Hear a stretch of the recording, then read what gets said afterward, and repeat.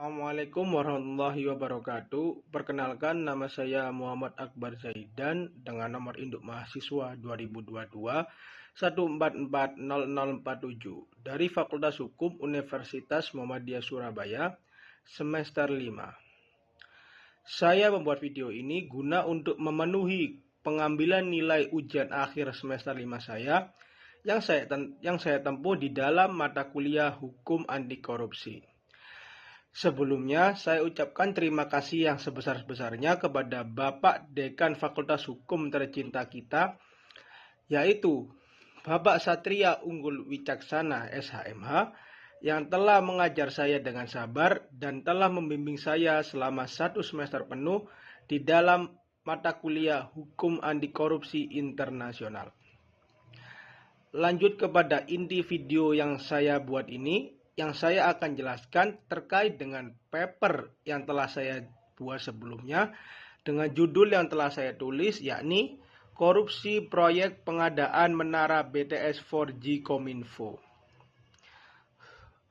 Masifnya jumlah dari pengguna internet yang ada pada negara Indonesia, serta untuk dapat menjadikan penunjang bagi para pengguna internet yang ada pada negara Indonesia, Kementerian Komunikasi dan Informasi Menkominfo telah membuat suatu kebijakan, yakni melaksanakan proyek terkait dengan pembangunan dari Base Transceiver Station BTS 4G dengan jumlahnya sebesar 4.988 stasiun pada zona tertinggal, terdepan, dan juga terluar 3T. Yang pada zona terkait sangat diperlukan akses infrastruktur digital agar dapat memenuhi kebutuhan arus terkait dengan luasan jangkauan dari pengguna internet yang ada di Indonesia. Mengacu kepada data survei statistik warga negara Indonesia yang telah menggunakan internet sampai dengan tahun 2024 ialah sebesar 221 juta jiwa. Jumlah tersebut mengartikan bahwa sudah mencapai kepada tingkat persentase sebesar 78,19% dari jumlah penduduk yang ada pada negara Indonesia. Yang pada konteks ini merupakan dampak akibat pesatnya arus globalisasi yang ada pada negara kita, yaitu negara Indonesia. Menara BTS sendiri merupakan suatu infrastruktur telekomunikasi guna agar dapat memfasilitasi komunikasi nirkabel yang dapat menghubungkan antara perangkat komunikasi dengan jaringan operator. Pada saat proses pembangunannya, proyek BTS ini sudah dianggap bermasalah karena dikarenakan oleh terjadinya penyalahgunaan serta penyelewengan dana untuk proses pembangunan menara BTS tersebut, yang akhirnya menyebabkan banyak kendala pada saat proses pembangunan menara BTS tersebut, serta banyak juga yang berakhir mangkrak. Lanjut kepada kronologi kasus. Pada proyek pembangunan menara BTS 4G yang tengah digarap oleh Kementerian Komunikasi dan Informatika Kominfo, yang juga dibersamai oleh Badan Aksesibilitas Telekomunikasi dan Informasi atau yang biasa disingkat dengan BAKTI, yaitu merupakan sebuah proyek pembangunan pengadaan yang terkait dengan sinyal 4G, tujuannya agar dapat memfasilitasi masyarakat yang berada di wilayah terdepan, terluar, dan juga tertinggal, atau yang biasa kita singkat dengan istilah 3T. Proyek pembangunan penyediaan menara BTS tersebut telah melakukan sejumlah kerjasama yang sudah dilakukan oleh BAKTI bersama dengan sejumlah perusahaan.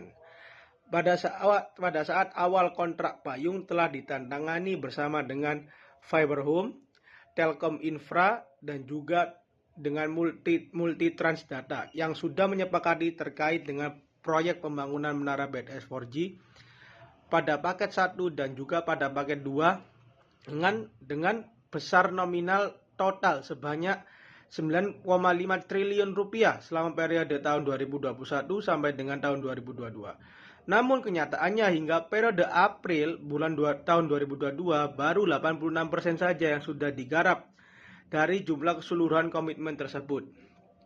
Dan bahkan menurut catatan Kementerian Kominfo, hanya sebanyak 1.900 lokasi yang sudah on air dari total target awal sebanyak 4.200 desa selama periode yang ada pada fase ke-1.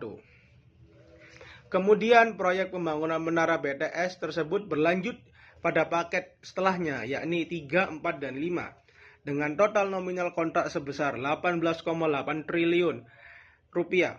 Proyek pengadaan menara BTS tersebut telah mendapatkan anggaran dengan nominal sebesar 10 triliun rupiah. Namun pada kenyataannya yang telah dilaporkan hanya sebesar 2 triliun rupiah saja. Badan Pengawas Keuangan dan Pembangunan (BPKP) telah melakukan proses perhitungan terkait dengan kerugian yang terjadi pada negara kita Indonesia pada kasus pembangunan proyek menara BTS ini, dengan nominal kerugian yang diterima oleh negara kita Indonesia mencapai angka 8 triliun rupiah. Lanjut kepada proses hukum, yang di dalam proses perhitungan tersebut terdapat 3 aspek, yaitu terdiri dari biaya untuk penyusunan kajian mendukung, penggelembungan harga, markup, dan juga aspek pembayaran BTS yang belum terbangun, serta menetapkan Johnny J. Plate yang dikarenakan perannya sebagai pengguna anggaran sekaligus yang tengah menjabat sebagai Menteri Kominfo yang diduga terlibat di dalam kasus tindak pidana korupsi pada saat pembangunan menara BTS 4G tersebut. Nama Anang Ahmad Latif yang menjabat sebagai Direktur Utama Bakti Kominfo terkait dengan proyek pembangunan juga turut ikut dijatuhi denda yang nominalnya sebesar 1 miliar rupiah, serta dijatuhi hukuman penjara dalam kurun waktu 18 tahun penjara.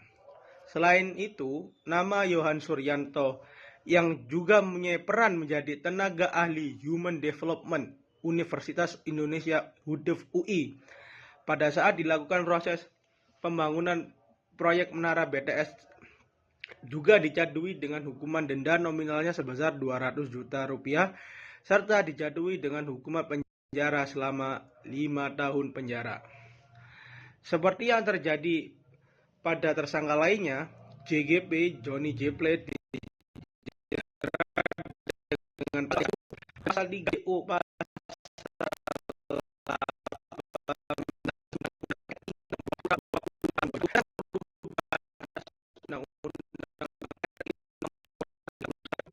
tidak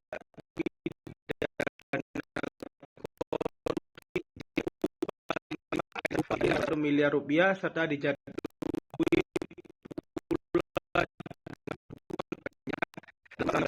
atas perkara korupsi pembangunan menara BTS 4G. Mungkin cukup sekian dari isi tulisan.